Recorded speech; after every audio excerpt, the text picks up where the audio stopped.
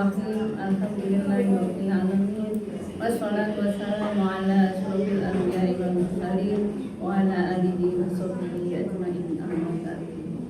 Pertama-tama marilah kita mengucapkan puja dan puji syukur pada kehadirat Allah Subhanahu wa taala yang telah memberikan rahmat taufik serta hidayahnya kepada kita semuanya, sehingga pada hari ini di siang yang bolong ini semuanya dalam keadaan sehat walafiat. Alhamdulillah. Siang bolong ya. Siang enaknya jam 1 itu biasanya enaknya tidur. Tapi alhamdulillah di bulan puasa yang di hari yang ke-9 ya, alhamdulillah masih dalam keadaan sehat walafiat, tanpa penyakit apapun, kesehatan lahir dan batin. Ini yang harus kita syukuri nikmat Allah. Yang kedua, tak lupa sholawat serta salam yang tetap kita curahkan pada junjungan kita Nabi besar Muhammad Sallallahu Alaihi Wasallam. Sallallahu Alaihi Nabi Muhammad. Tetap kita curahkan pada Nabi besar Nabi Muhammad, sehingga kita selalu Nabi Muhammad telah memberikan jalan yang benar, yaitu dari jalan ke-8 menuju jalan yang terang benderang yang berupa ajaran agama Islam, agama yang benar yang diridhoi oleh Allah, sehingga kita menjadi umatnya Nabi Muhammad dan mengikuti apa yang menjadi perintahnya Allah, bisa mengikuti apa yang menjadi tuntunannya Nabi Muhammad SAW. Yang ketiga kalinya saya ucapkan pada kepada Ibu Madrasah yang bernama Abdul Atiyah dan kepada KTU Adadi dan teman-teman dari Bapak Ibu guru, teman-teman seperjuangan memperjuangkan pendidikan. Terima kasih waktu yang telah diberikan pada saya. Baik, untuk hari ini saya tidak panjang lebar untuk berikan ceramah yang waktunya sedikit, terutama tentang masalah bulan puasa. Bulan Ramadan adalah bulan yang selalu dibanggakan, bulan yang baik, bulan yang sangat indah dibandingkan 1000 bulan, yaitu bulan Ramadan. Dalam 1 tahun hanya 1 bulan, yaitu bulan Ramadan. Sehingga kita sebagai umat Islam, sebagai orang Islam harus menunaikan kewajiban kita sebagai orang Islam adalah berpuasa. Karena puasa itu adalah wajib. Bagi siapa yang tidak menjalankan ibadah puasa, maka dia akan mendapatkan dosa. Dan dosa itu pun akan mendapatkan balasan yang berupa, kalau tidak menjalankan berarti dosa ya. Dosa itu tempatnya adalah di neraka, itu gak enak. Jadi setiap tidak melakukan puasa, karena itu adalah wajib bagi kita semuanya, sehingga kita harus menjalankan puasa. Sehingga kewajiban itu harus kita laksanakan, dan mudah-mudahan kita sampai akhir hayat kita tetap dalam lindungan Allah dan selalu iman kepada Allah Subhanahu wa taala. Ini yang sangat penting sekali. Ini juga untuk membenahi diri kita sendiri, terutama saya akan selalu menjalankan perintah Allah, yaitu puasa. Dan itu pun juga kita harus bisa menyampaikan kepada generasi penerus kita, yaitu pada anak dan cucu kita. Kita pun juga berdoa kepada Allah agar selalu mendapatkan keturunan anak yang soleh, solihah, dan selalu menjalankan ibadah pada Allah, yaitu puasa. Dan kita sudah menjadi seperti ini, kita itu bukan karena kita seperti ini, itu juga doa kakek dan nenek kita. Berarti kita tidak bisa melupakan sejarah. Mohon maaf, saya juga mengajarkan masalah sejarah, bukan hanya sejarah agama tetapi juga sejarah keturunan. Sehingga itu penting sekali. Ini masalah silsilah juga ya. Kita jadi seperti ini ya. Kita menjadi seorang guru itu bukan karena kita sendiri, itu adalah doa dari orang tua kita, doa dari kakek dan nenek kita. Nah, kita juga begitu, kita mendoakan pada generasi penerus kita, itu juga untuk saya sendiri, untuk kita sendiri, dan untuk anak dan cucu kita. Makanya Allah itu memberikan menerima doa-doa kita itu sesuai dengan prosesnya, tidak langsung bisa diterima. Itu masalah puasa. Kemudian keistimewaannya apa teman-teman? Keistimewaannya itu banyak sekali. Karena puasa itu adalah kewajiban yang harus kita lakukan. Di samping puasa itu banyak sekali peristiwa di bulan puasa, maksudnya di bulan Ramadan. Peristiwa apa itu di dalam sejarah? Saya mengambil dari sejarah.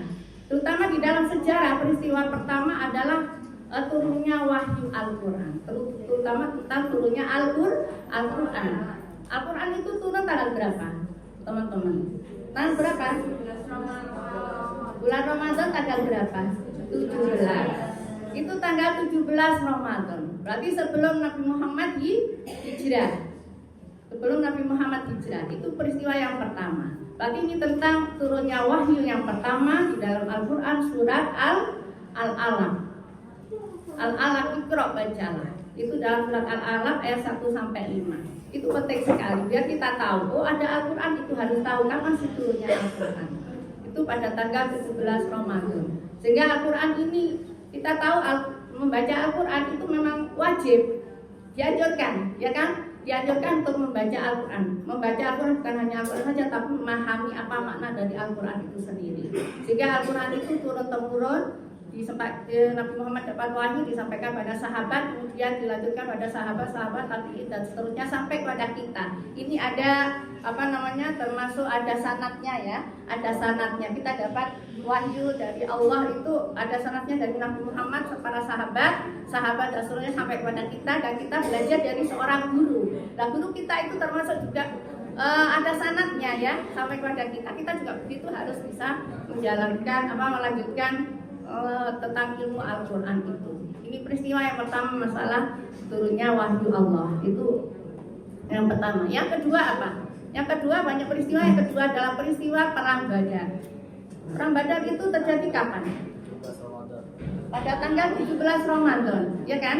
Pada tanggal 17 Ramadan pada tahun yang kedua Hijriah. Nah ini sangat penting sekali. Coba kita ambil hikmahnya di dalam Perang Badar.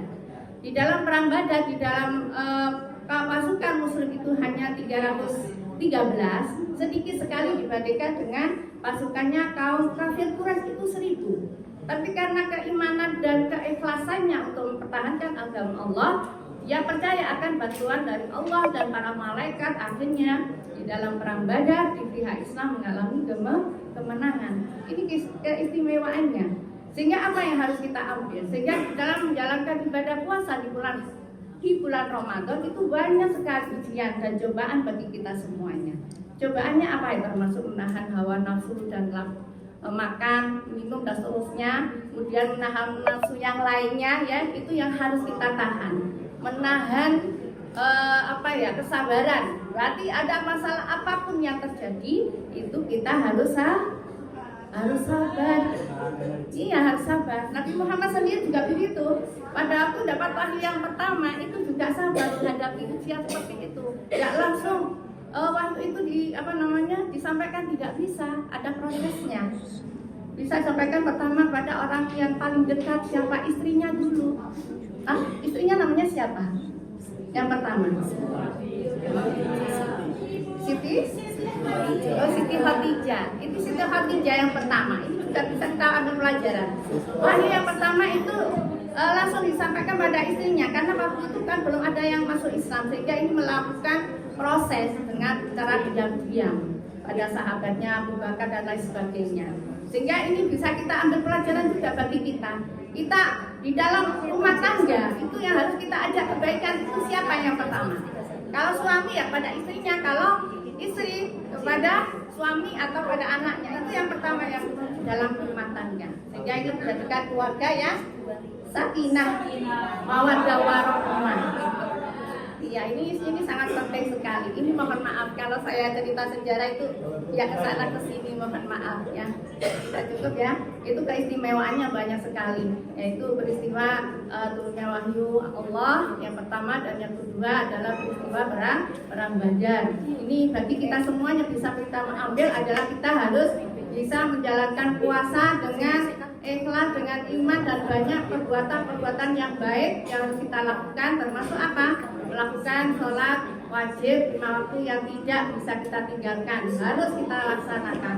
Ditambah dengan sholat yang lain yaitu sholat sunnah, yaitu termasuk sholat tarawih, sholat malam, dan lain sebagainya. Dan ada lagi sedekah. Dan alhamdulillah di madrasah kita juga sudah ada kegiatan seperti itu, termasuk apa? Yaitu adanya kajian-kajian kitab, ta'lim, kemudian ada lagi pembiasaan baca Al-Quran, ada lagi tentang ada santunan dan lain sebagainya. Itu termasuk sedekah. Ini yang harus kita perjuangkan sampai kepada generasi penerus kita, terutama di madrasah ini ya.